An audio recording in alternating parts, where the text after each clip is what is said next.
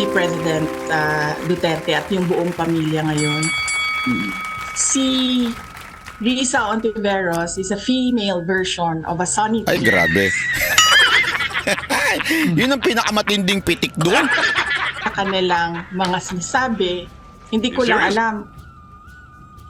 alam kung sinasadya nila na hindi nila ginagawang sekreto na politika ang motibo nila. Pero pareho yan sila, si Sonny Trillanes at si Risa Ontiveros. That's a male version and a female version of... Grabe. Ontiveros? Mantakin mo tawagin kang babaeng version ni Trillanes? Ang pinakamatinding, pag tinawag kang babaeng Trillanes, ikaw na ang pinakamalalang. Hindi, totoo. Kaya dati nyo naman kapamilya yun sa SMNI, si Mike Labe. Siya po talaga nagpauso ng sayaw na yun Tuloy. Lalong-lalo na galing sa side ng Philippine National Police. Labas doon, pwede nang magreklamo or pwede nang maghain ng kaso ang abogado ng Kingdom of Jesus Christ sa kung meron mang sinasabi na excessive use of force, pwede nang maghain ng reklamo ang abogado ng Kingdom of Jesus Christ.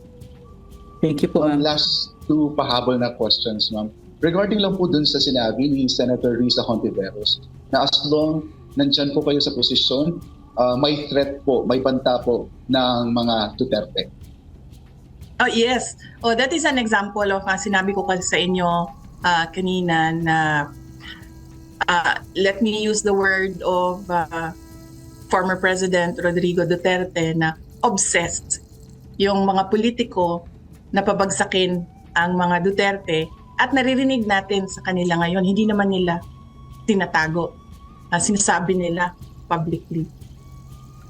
And speaking of obsessed, ma'am, si Trillanes po filed a case against Congressman obsessed. Attorney Vance kay former President Rodrigo Duterte. Then, what's your comment on this po?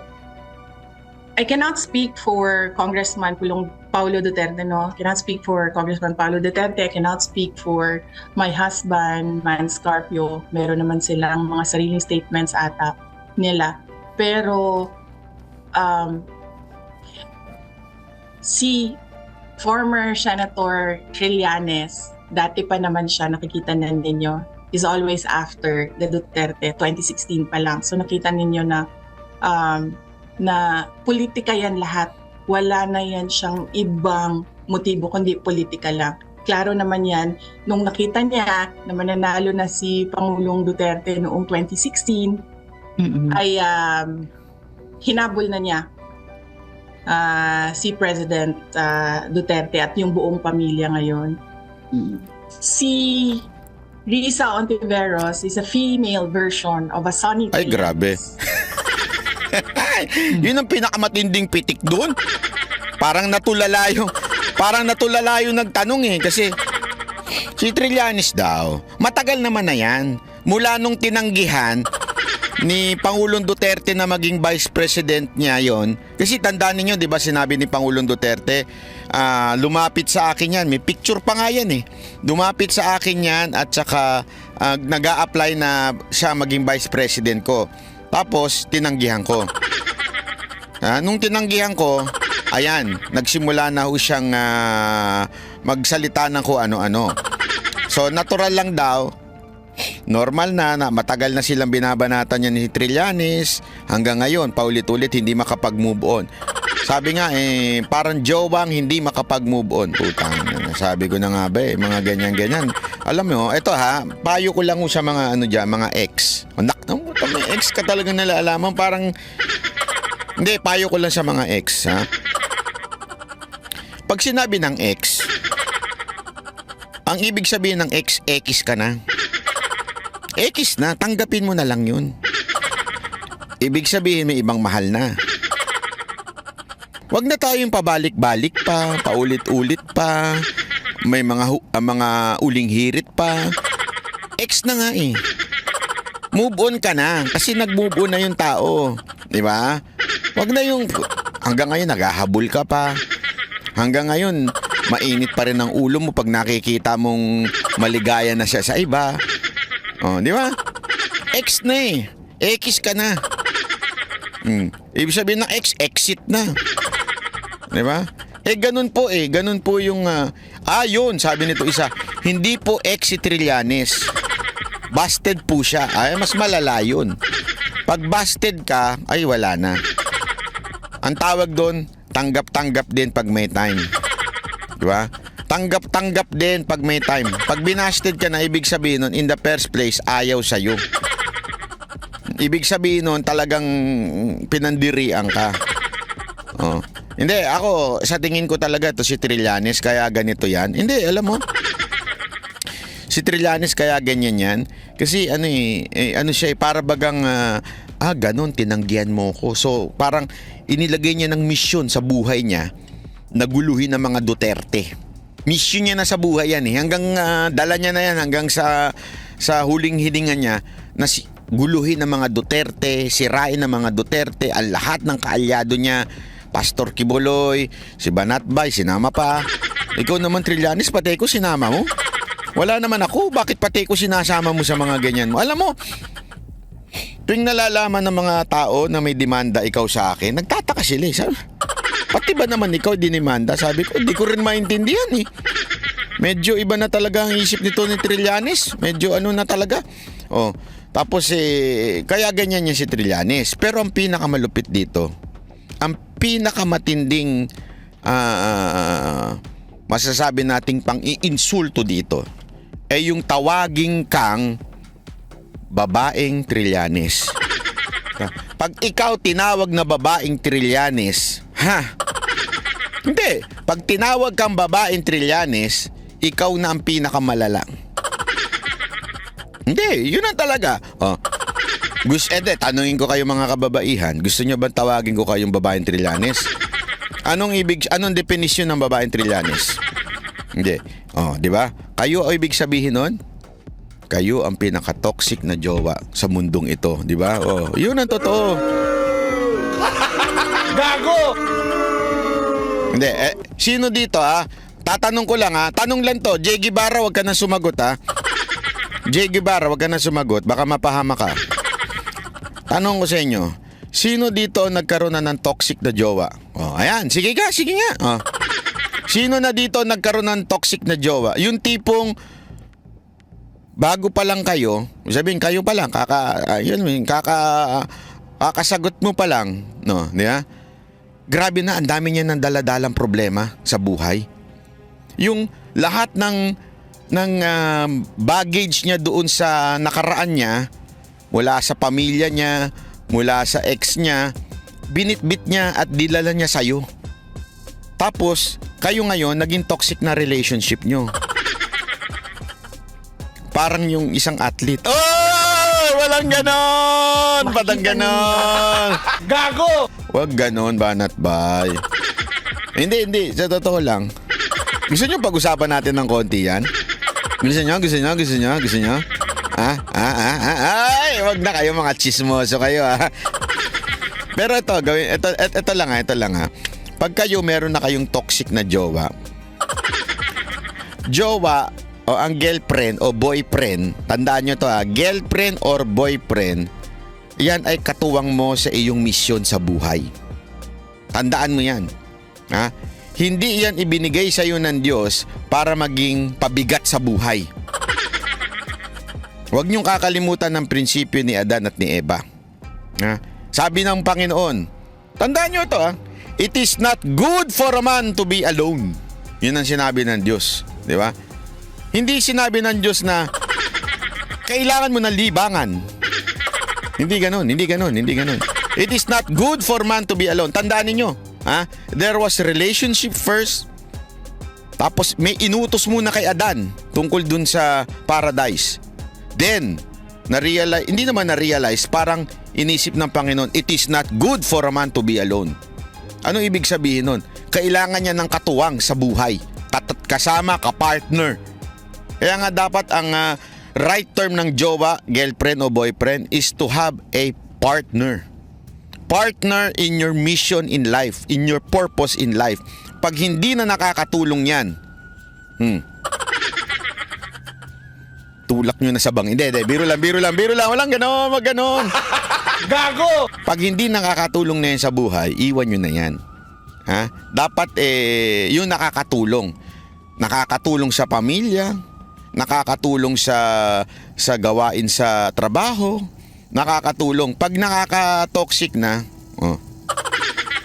babaeng Trillanes na tawag dyan. Ibig sabihin nun, toxic, di ba? Sa kanilang mga sinasabi, hindi ko lang alam, sinasadya nila na hindi nila ginagawang sikreto na politika ang motibo nila. Pero pareho yan sila, si Sonny Trillanes at si Risa Hontiveros. That's a male version and a female version of... Grabe. Hontiveros? Mantakin mo tawagin kang babaeng version ni Trillanes? Hindi, eto. Sagot ka nga, Hontiveros. Sagot ka nga, Hontiveros. Sige nga. Sige. Sagot ka nga. Sagot ka nga kung ikaw ba ay na-insulto sa sinabi ni VP Sara Duterte? O ito isang compliment para sa'yo. Yari siya dito. Hindi, totoo. Dito yung tinatipong yari siya. Bakit? Kung ano sagutin ni Hontiveros, hulog sa patibong. Di ba? Kasi pag sinabi niyang, pag nag-retaliate siya kay VP Sara Duterte, edi para mo sinabing, toxic talaga si Trillanes. Tama, mali. Pero kung pumayag ka naman na ikaw ang female version ni Trillanes, may problema. Ibig sabihin, tinanggap mo na pareho kayo ng dugo. Trillaverus. Ay, grabe naman yan. Diba? Grabe. Hindi, totoo yan, ha? Kayo ang toxic daw ng tayo. Tuloy, Madam BP. Pasok. An example of a politician who's going after the Dutertes. And syempre backed up by sila by pahiram na ng term ni Senator Zubiri, powers that be. Ma'am, with what is happening, ano po yung advice po natin sa ating mga kababayang Pilipino sa nangyayari? Napaka-init, ng politika ngayon dito sa Pilipinas. Ano po yung advice po natin sa ating mga kababayan? Okay. Napakainit na politika, exciting yan sa mga politicians pero masama yan sa bayan. Diba? So ang advice ko sa number one, sa ating mga government officials, sa ating mga politicians at sa mga ordinaryong mamamayan, tutukan natin ang trabaho natin. Paulit-ulit ko yan sinasabi noon. Kahit nasa DepEd pa ako, pasimple lang ako na nagsasabi na gilan muna natin yung politika. Wala namang eleksyon Bakit hindi natin tutukan yung trabaho natin para nakikita ng taong bayan na we are faithful to our oath of office. Tapos maglaban-laban tayo ulit, yan naman ang gusto. Sabi nitong isa, Idol, banat ba? May bumabanat sa isa kabila. Iyak na ba ng iyak? Kaya mo siya umiyak? Mas importante ang komento ni Vice President Sara Duterte kesa sa kanya. Ganyan talaga. Alam mo, pagka-guilty ka talaga, iiyak at iiyak ka. Hindi, totoo, walang biro. Pagka-guilty ka, yung alam mong medyo may sabit ka, ano ka talaga. Tinamaan kasi siya, yung ego niya Tinamaan siya, sabi niya, shit, bobo pala talaga ako, sabi. Sabi, tanga ko talaga. Babanat ako, babawi ako nito, babawi ako. Kaya ito, bumabawi siya. Wag niyo nang ito importante yung sinasabi ni BP sa. Meron pang pangalawa yung sinabi si BP Sara Duterte. Malupit yung mga sinasabi niya. Kanina naglabas na naman siya. Kaya easy lang. Ito na muna ang pag-usapan natin. Tsaka mamaya-maya. Yung mga gigil na doon sa Curimaw na yon, mamaya na yon.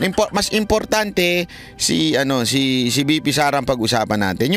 Yung merong relasyon sa bayan. Okay? Siya naman, alam mo namang, ang lang naman niya, concern lang naman niya is views. So, kaya niya, alam mo, pag hindi kasi ako ang titatopic niya, wala siyang view. Wala siyang views. Yung mga ensimada vlogger, pag hindi naman nakalagay sa title na laban at bay, ganyan-ganyan, hindi naman siya nagkaka-views. Tandaan niyo yung mga nandyan. Pag ginamit Duterte, yan, nagkaka-views sila. Pag banat bay, nagkakabi sila. Kaya, hayaan nyo na sila. Okay. ng mga politiko, di ba? That makes their blood boil. Pero mamaya pag-uusapan natin. Matinding pag-uusapan natin. Kasi yung kanya, puro depensa at pag-atake lang. Ito, konteksto ng pinag-uusapan natin. Kung bakit ako nag-status ng ganun. Okay? Bakit ako nag-status ng ganun? Ipapakita ko sa inyo ang tunay na konteksto ng aking status. Abangan nyo. Pwede nyo ring sabihin dun sa mga followers niya. Abangan ninyo yung sasabihin ni Banat Bay tungkol sa bakit siya nag-status na yan. Tandaan ninyo, galing lang ako kagabi dun. Umuwi. Alam nyo ba? Ito, para mamaya ipapaliwanag ko sa inyo. Pero sabihan nyo muna yung mga mamaya papaliwanag sa inyo kung bakit ganun ang sinabi ni Banat Bay. Natuloy. Na maglaban-laban ulit sa politika, nagiging exciting yung buhay nila kapag meron ng eleksyon. Diba? So, pagdating naman sa governance, ibig sabihin boring daw yung mga politiko, kaya easy lang daw kayo. Wag muna kayo mamulitika, magtrabaho muna. dapat, diba, para sa bayan lahat. Okay lang naman yung sabihin mo kung ano yung problema or kakulangan sa governance and sa government, kasi hindi naman din pwede na isang side na lang lahat at wala nang mali doon sa mga ginagawa ng administration o ng gobyerno. So ayan. Tapos ito.